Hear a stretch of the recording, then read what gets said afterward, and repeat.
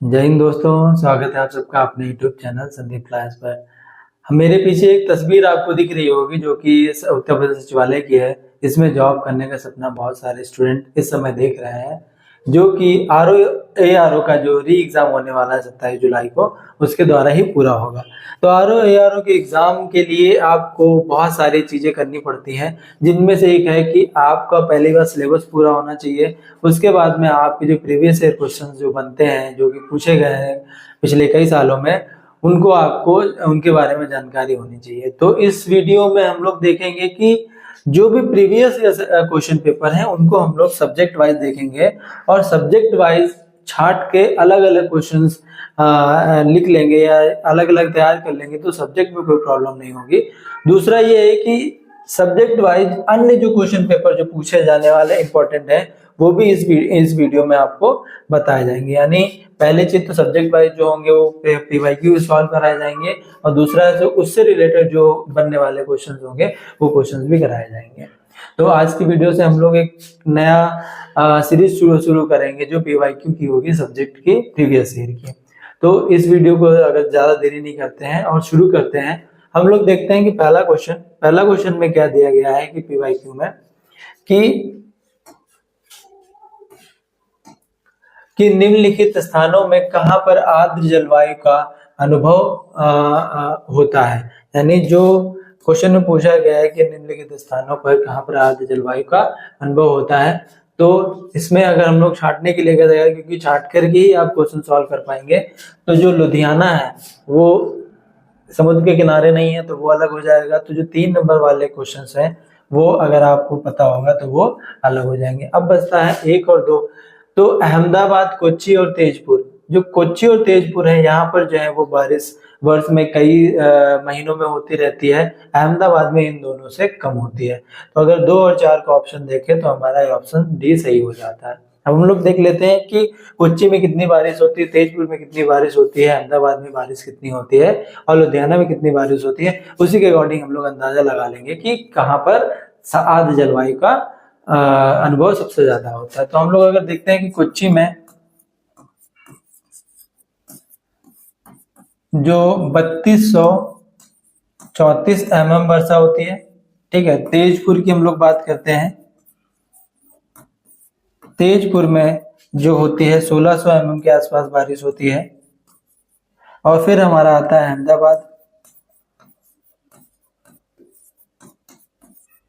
वहां पर बारिश होती है 800 mm के आसपास। फिर हमारा आता है लुधियाना, लुधियाना में जो बारिश होती है वो 750 mm के आसपास बारिश होती है, ठीक है। तो कोच्चि और तेजपुर में जो साल के कई महीनों में बारिश होती है, इसी के कारण यहाँ की जलवायु होती है वो आर्द्र होती है, और उसी का अनुभव देखने को मिलता है। तो 2 और 4 यानी क्वेश्चन डी आपका सही हो जाता है। नेक्स्ट क्वेश्चन पे हम लोग चलते हैं और देखते हैं कि निम्नलिखित में कौन एक कृष्णा नदी की सहायक नदी नहीं है। तो नहीं वाला और हाँ वाला आप लोग एक बार देखिएगा, जिसमें पूछा जाता है कि सहायक नदी है और नहीं है। तो ये इससे भी क्वेश्चन जो है जल्दी जल्दी में गलत होता है, क्योंकि आपका वहां पे टाइम होता है, उसमें जल्दी जल्दी में कुछ क्वेश्चन जो गलत हो जाते हैं। तो हम लोग यहाँ पे देखते हैं जो डॉन नदी है वो रशिया की एक नदी है, रूस में एक नदी है जो डॉन नदी है। दूसरा जो हमारी ये तेल नदी है, ये जो है वो महानदी की सहायक नदी है, ठीक है। तो ये ऑप्शन भी नहीं होगा और ये ऑप्शन भी नहीं होगा, ये 2 को ऑप्शन कट जाते हैं। लेकिन यहाँ पर एक क्वेश्चन दिया गया था जब 2013 में, तो 2 ऑप्शन सही दे दिए गए थे, एक भीमा और दूसरा तुंगभद्रा नदी। यानी जो तुंगभद्रा नदी, भीमा नदी, दोनों सहायक नदियां हैं कृष्णा नदी की। तो हम लोग देखते हैं कि कृष्णा नदी के बारे में जानने की कोशिश करेंगे कि कृष्णा नदी जो है हमारी महाबलेश्वर से निकल करके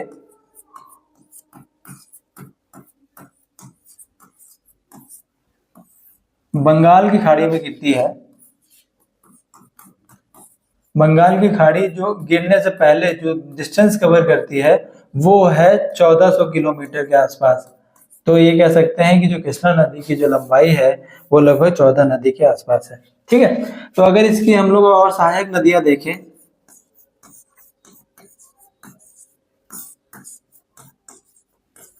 किसकी, कृष्णा नदी की। तो कृष्णा नदी की और सहायक नदियां जो हैं वो इस प्रकार है। जैसे हम लोग चल देखते हैं कि कोयना नदी, वर्णा नदी और दूध गंगा और घाट प्रभा और यहाँ पे मालप्रभा भी आती है। कोयना, वर्णा, दूध गंगा, घाट प्रभा और मालप्रभा नदी। भीमा नदी जो कि ऑप्शन में ही दिया हुआ है। तुंगभद्रा नदी और हमारी आती है यहाँ पर, ये जो इतनी जो है वो हमारी लगभग जो है वो कृष्णा नदी की सहायक नदियां हैं। तो ये हम लोगों ने देखा कि जो डॉन और तेल नदी जो है, तेल नदी महानदी की सहायक नदी, बाकी जो ऑप्शन है दोनों ये हमारे कृष्णा नदी की सहायक नदियों में आते हैं। नेक्स्ट क्वेश्चन पे हम लोग चलते हैं और देखते हैं कि कहा गया है कि इंडियन ब्यूरो ऑफ माइंस का जो मुख्यालय पूछा गया है कि कहाँ पर स्थित है। तो इंडियन ब्यूरो ऑफ माइंस का जो मुख्यालय है वो नागपुर में स्थित है। और नागपुर में इसकी जो स्थापना हुई थी वो 1900, जो अगर स्थापना पूछी जाती है कि इसकी स्थापना कब हुई थी, 1948 में हुई थी। ठीक है, और ये जो किसके अंतर्गत आता है, वो खनन विभाग के अंतर्गत आता है। ठीक है, तो इंडियन ब्यूरो ऑफ माइंस जो का मुख्यालय नागपुर में स्थित है और उसकी स्थापना 1948 में हुई थी। और इसका जो किस विभाग के अंतर्गत आता है, वो खनन विभाग के अंदर। इस क्वेश्चन पे चलते हैं और देखते हैं कि सूची 1 को सूची 2 से सुमेलित कीजिए और सूचियों के नीचे दिए गए कोड का उपयोग करके सही उत्तर चुनिए। तो दीजिए, यानी इसमें क्या है कि इधर जो दिया गया है वो बांध दिए गए हैं और इधर जो दिया गया है वो राज्य दिया गया है। तो आप लोग ये देखिए कि बांध किस राज्य में स्थित है, इन्हीं का एक क्वेश्चन बना हुआ है। तो उसमें देखते हैं कि जो गुजरात में जो स्थित है वो बांध जो है, उकाई बांध गुजरात में स्थित है। डबोल बांध जो है वो महाराष्ट्र में स्थित है और पेंच बांध जो है वो मध्य प्रदेश में स्थित है। तो अगर आप इसमें देखिए, अगर पहला ही अगर आपको ऑप्शन आता है तो ये दूसरे में ही, दूसरा जो सी वाला ऑप्शन है इसी में, यानी ये वाला जो ऑप्शन आपका सही हो जाएगा। तो उस समय जो क्वेश्चन बनते थे कि अगर एक आप ऑप्शन छांट लेते हैं, एक ऑप्शन आपका बता तो सॉल्व हो जाता था। बट इस समय जो है आपको मोर देन जो है वो 2 ऑप्शन आने चाहिए, तभी आप क्वेश्चन सॉल्व कर पाएंगे। तो आता है जो पतरातू जो बांध है वो झारखंड में स्थित होता है। तो हमारा सी ऑप्शन जो है वो सही हो जाएगा। इसके साथ में हम लोग कुछ और देख लेते हैं। जैसे अगर कहा जाए कि गुजरात के और बांध देख लेते हैं, जिनसे सवाल बनता है। गुजरात से जो बने हुए बांध है वो सरदार सरोवर बांध है, सरोवर बांध जो नर्मदा नदी पर स्थित है। ठीक है, दूसरा हमारा कडाना बांध आता है जो माही नदी पर स्थित है। ये 2 ऑप्शन देखने को मिलते हैं, कई बार देखने को मिलते हैं। फिर अगर हम लोग चलते हैं कि दूसरे अगर स्टेट में देखते हैं कि दूसरे स्टेट में, जैसे अगर कहा जाए कि झारखंड में कौन कौन से बांध हैं, तो झारखंड से बनने वाले बांध, झारखंड में कई बार एक पूछा गया है कि तिलैया बांध, कई एग्जाम्स में क्वेश्चन पूछा गया है। कोनार बांध, पंचेत बांध,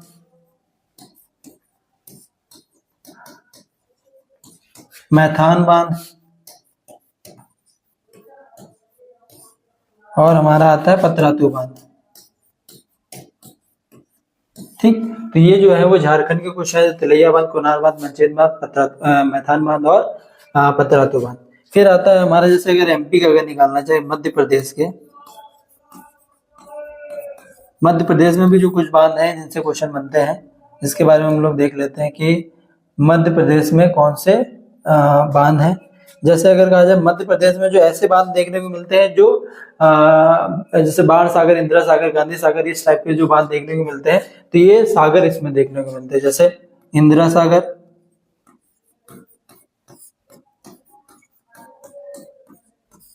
और बाण सागर,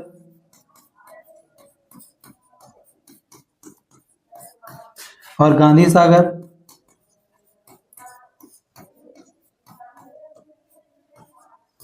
ठीक, और तवा बांध, वो भी यही देखने को मिलता है। ठीक, तो ये जो हमारे झारखंड, मध्य प्रदेश और गुजरात का।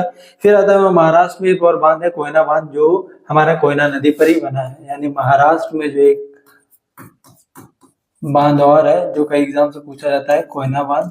कोयना बांध कोयना नदी पर ही स्थित है।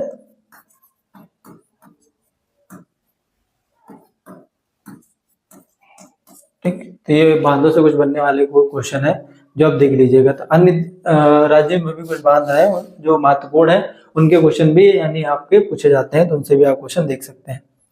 नेक्स्ट क्वेश्चन पे चलते हैं और देखते हैं कि नेक्स्ट क्वेश्चन में क्या दिया है।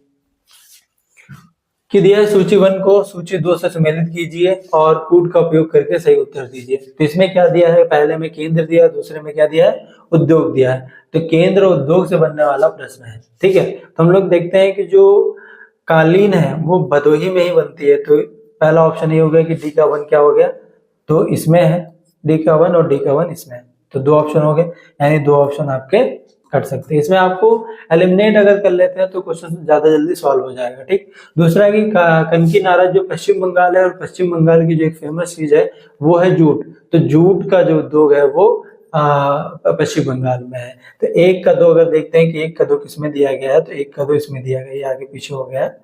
ठीक है, तो 1 का 2 इसमें दिया गया, इसमें 1 का 4 दिया गया, तो ये ऑप्शन हट गया, यानी सी वाला जो ऑप्शन है वो आपका सही हो जाएगा। यानी कनकी नाराज जो जूट और भदोही कालीन और विरुद्ध नगर जो है वो तमिलनाडु में पड़ता है, जिसमें सूती वस्त्र का काम होता है, और चन्नापटना जो है वो रेशम के लिए फेमस है। ठीक है, तो ये कुछ जो है वो इससे बनने वाले प्रश्न थे। काकीनाडा पश्चिम बंगाल जिसमें जूट का काम होता है, विरुद्धनगर तमिलनाडु में सूती वस्त्र का काम होता है, चन्नापटना रेशम का काम होता है, और भदोही उत्तर प्रदेश में जो है वो स्थित है, उसमें कालीन का काम सबसे ज्यादा किया जाता है। नेक्स्ट क्वेश्चन में देखते हैं कि भारत के जो 2 शीर्ष बॉक्साइट उत्पादक राज्य कौन है। तो बॉक्साइट का उत्पादक राज्य जो है वो सबसे नंबर 1 पे उड़ीसा और झारखंड है। उड़ीसा जो अपने उत्पादन का 50% के आसपास जो है वो बॉक्साइट ही उत्पादित करता है। अगर बॉक्साइट का जो 50% है वो लगभग उड़ीसा ही उत्पादित करता है। पहले नंबर पे यह आता है, दूसरे नंबर पे आता है झारखंड। ठीक है,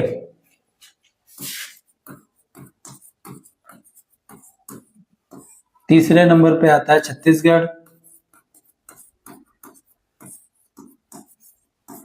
चौथे नंबर पे आता है मध्य प्रदेश, 5वें नंबर पे आता है गुजरात। तो ये 5 जो है वो टॉप 5 जो है वो बॉक्साइट उत्पादक राज्य हैं। और हम लोग जानते हैं कि भारत सबसे बड़ा बॉक्साइट उत्पादक देश है। उत्पादक देश है। ठीक, फर्स्ट नंबर पे भारत आता है, सेकेंड नंबर पे चीन आता है। ठीक, तो बॉक्साइट उत्पादन सबसे बड़ा उत्पादक देश जो है वो भारत है, सेकंड नंबर पे चीन है, और उड़ीसा झारखंड जो टॉप जो है वो 2 ऐसे राज्य हैं जिनमें सबसे ज्यादा बॉक्साइट उत्पादित होता है। देखते हैं हम लोग दिया गया है कि निम्नलिखित में कहाँ तेल शोधक कारखाना नहीं है। तो यहाँ पर भी नहीं का ऑप्शन दिया गया है। तो नहीं वाले जो क्वेश्चन है वो आप लोग देख लीजिएगा किसमें पूछा गया नहीं है, और कुछ में पूछा जाता है। तो हाँ ना में ही कई बार क्वेश्चन जो आता है वो भी क्वेश्चन गलत हो जाता है। तो कोयली में है, नूनमाटी में तेल शोधक कारखाना है, बरौनी में है, लेकिन हटिया में नहीं है। तो इसका जो ऑप्शन जो होगा वो ये होगा। तो तेल शोधक कारखाने कोयली, नूनमाटी, बरौनी में है। और तेल शोधक कारखाना से एक क्वेश्चन बनता है कि भारत का सबसे पुराना या पहला तेल शोधक कारखाना कौन था। तेल शोधक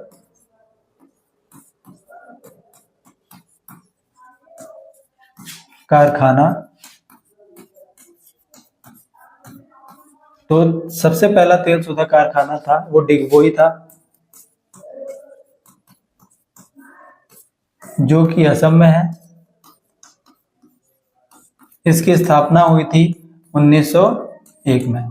तो ये जो क्वेश्चन बनता है वो ये बनता है भारत का सबसे पुराना सबसे पहला तेल शोधक कारखाना कौन था, डिगबोई था, जो कि असम, और 1901 में इसकी स्थापना हुई थी। दूसरा इससे क्वेश्चन पूछता है कि विश्व में सबसे बड़ा तेल शोधक कारखाना कौन सा है। तेल शोधक कारखाना कौन सा है? तो सबसे बड़ा जो तेल शोधक कारखाना है वो जामनगर गुजरात में स्थित है।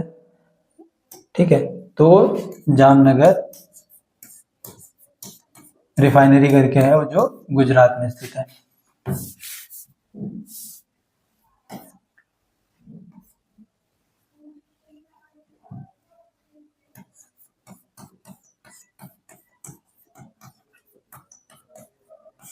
ठीक, तो जामनगर गुजरात में सबसे बड़ा जो है वो रिफाइनरी स्थित है। कुछ क्वेश्चंस और हैं जो हम लोगों को रिफाइनरी से और पूछे जाते हैं कि जैसे अगर उत्तर प्रदेश में जो अगर कहा जाए कि उत्तर प्रदेश में कौन सी रिफाइनरी स्थित है, तो उत्तर प्रदेश में जो स्थित रिफाइनरी है वो मथुरा रिफाइनरी है।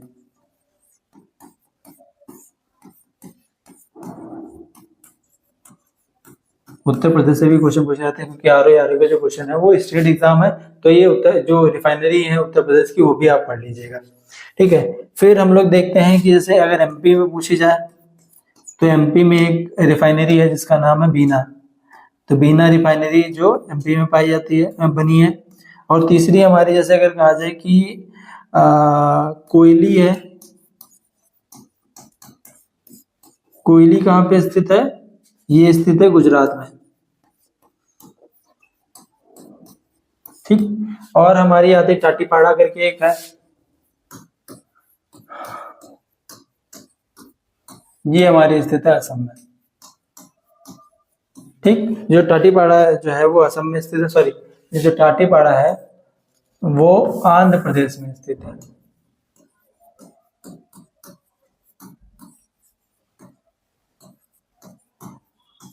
ठीक, ये जो टाटीपाड़ा है वो आंध्र प्रदेश में स्थित है। जो नुमालीगढ़ करके एक जो है रिफाइनरी वो स्थित है हमारी असम में। नेक्स्ट क्वेश्चन पे चलते हैं और देखते हैं नेक्स्ट क्वेश्चन में क्या दिया गया कि कार्यान्वित किए जा रहे राजमार्ग विकास परियोजना में दक्षिण तथा पूर्व में गलियारे कहाँ पर मिलते हैं? तो जो दक्षिण और पूर्व का गलियारा है वो यहाँ पर स्थित एक झांसी है जो उत्तर प्रदेश में स्थित है, वहां पर आकर के मिलते हैं। तो जो इसका सही ऑप्शन होगा झांसी होगा। जो उत्तर पूर्व गलियारा है यानी उत्तर में श्रीनगर स्थित है, श्रीनगर से लेकर के कन्याकुमारी तक, और पूरब में पोरबंदर से लेकर के यहाँ पर आंध्र प्रदेश अरुणाचल प्रदेश में पड़ता सिलचर,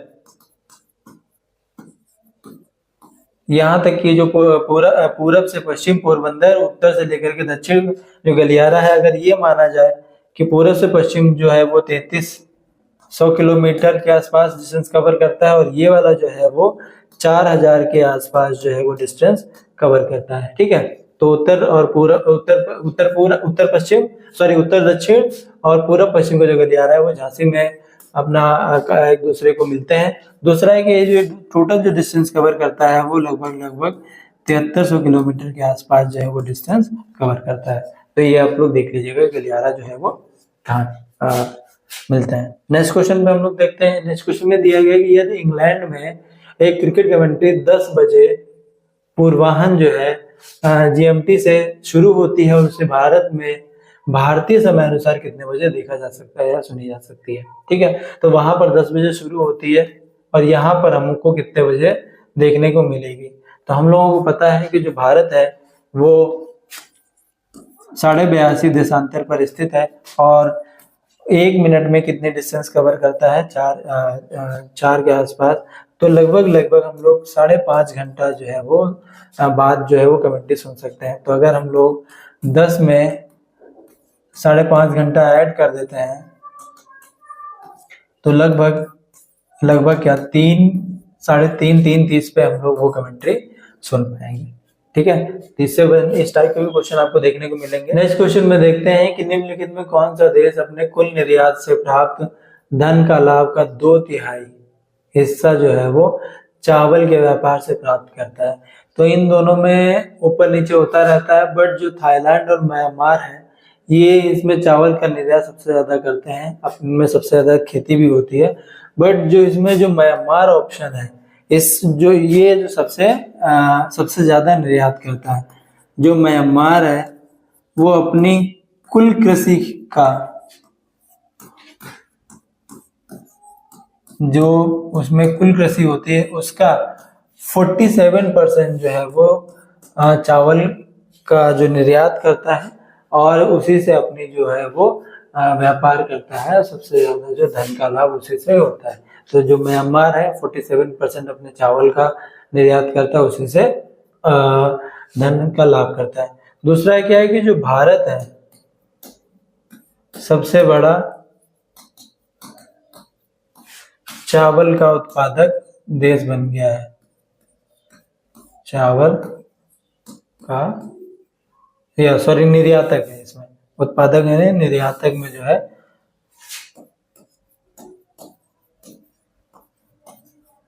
ठीक देश है। और जो सबसे ज्यादा उत्पादक जो है वो चाइना है। ठीक है, निर्यातक में आता है भारत हमारा। ठीक, अगले क्वेश्चन पे चलते हैं और देखते हैं।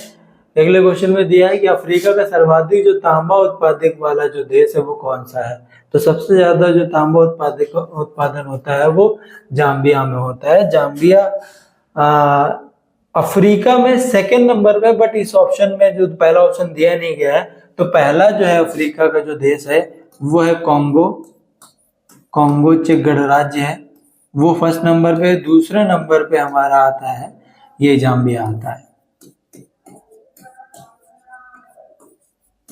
ठीक, तो ये जो पहला ऑप्शन जो है वो जाम्बिया कॉन्गो है, दूसरा ऑप्शन जाम्बिया है। कॉन्गो इसमें ऑप्शन में नहीं है, तो इस प्रकार जो ऑप्शन हो जाएगा वो कॉन्गो होगा। जाम्बिया जो है 69% हमारा जो है यहाँ पर तांबा जो उत्पादित होता है, यानी 69% जो जाम्बिया में तांबा का उत्पादन देखने को मिलता है। नेक्स्ट क्वेश्चन पे चलते हैं। नेक्स्ट क्वेश्चन में दिया है कि निम्नलिखित में कौन सा सही सुमेलित नहीं है। तो यहाँ पर भी नहीं का ही ऑप्शन पूछा गया है। बोलीविया टिन का उत्पादन करता है, ब्राजील लौह का उत्पादन करता है, मैक्सिको चांदी का उत्पादन करता है, बट जो ये पेरू है वो सोरा का उत्पादन ना कर करके ये कई और चीजों में जो फेमस है। पहला ये तांबा उत्पादित करता है, ये चांदी भी उत्पादित करता है और ये टिन भी उत्पादित करता है। तो अन्य कई सारी चीजों में पेरू जो है वो फेमस है, बट सोरा का उत्पादन से पेरू नहीं करता है। तो उसका ऑप्शन डी हो जाएगा। नेक्स्ट क्वेश्चन में हम देखते हैं कि किस देश में बाजार आधारित लौह एवं इस्पात कारखाने स्थित है। तो लोहे का जो सबसे ज्यादा कारखाना जो लौह इस्पात कारखाने हैं वो जापान में स्थित है। यहाँ पे इनका आयात भी करना पड़ता है क्योंकि इनमें जो लोहे का काम बहुत ज्यादा होता है। तो इसका ऑप्शन जापान सही हो जाएगा। नेक्स्ट क्वेश्चन में देखते हैं कि किस देश को में उसके भौगोलिक क्षेत्र का सर्वाधिक प्रतिशत वन आच्छादित है, यानी देश का जो टोटल एरिया है जो ज्यादा एवरेज है वो जापान जो है उसमें सबसे ज्यादा वन आच्छादित है। तो जापान का अगर हम लोग देखते हैं कि जापान का कितने परसेंट जो एरिया है वन आच्छादित है, तो 60% एरिया जो है वो वन आच्छादित है। अब भारत की बात आती है कि भारत का एरिया कितना वन आच्छादित है, तो 23 या 24.60 के आसपास 20.60 के आसपास जो है एरिया परसेंट वो वन आच्छादित है। अगर विश्व की नजर से देखते हैं, विश्व वाइज वर्ल्ड वाइज जो अगर हम एरिया देखते हैं कि तो 2.4 जो है वो परसेंट एरिया वन आच्छादित है। ये कब की रिपोर्ट है? ये जो दोनों रिपोर्ट है वो 2021 की रिपोर्ट पे आधारित है। ठीक है, तो ये जो कुछ क्वेश्चंस थे जो समीक्षा अधिकारी के भूगोल से प्रीवियस क्वेश्चन पूछे गए थे। आगे अगर इस टाइप का अगर आपको वीडियो चाहिए तो इस वीडियो के नीचे कमेंट करिएगा और अपने दोस्तों को शेयर जरूर कर दीजिएगा और हमारा चैनल सब्सक्राइब जरूर कर लीजिएगा। इसी के साथ जय हिंद, जय भारत।